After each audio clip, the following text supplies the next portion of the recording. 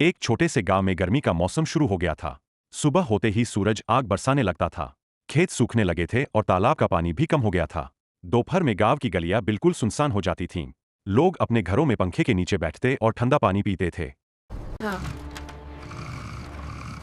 आज बहुत गर्मी है। हाँ, आज तो पंखा भी काम नहीं कर रहा।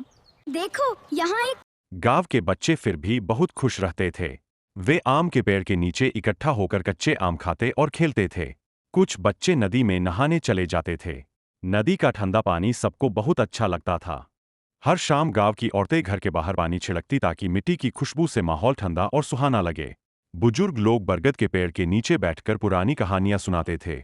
रात में सभी लोग छत पर सोते और ठंडी हवा का आनंद लेते थे। आसमान में चमकते तारे गांव की राह।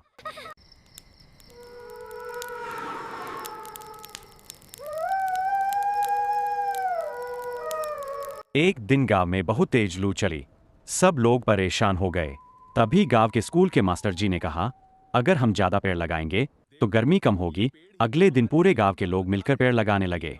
बच्चों ने भी खूब मदद की। हाँ मास्टर जी, आप सही कह रहे हैं। देखो, हमने कितने पौधे लगाए हैं। हाँ। अब हमें इन्हें बड़ा होते देखना है। सबने मिलकर अच्छा काम किया। हमारी मेहनत रंग लाएगी। जय हिंद। कुछ महीनों Good बाद morning, गांव kids. हरियाली से भर Good गया। morning, अब दादी गर्मी जी। पहले जैसी परेशान Looks like नहीं a करती थी। beautiful day. सभी लोग समझ Yes, गए कि the पेड़ birds are हमारे सबसे chirping. अच्छे दोस्त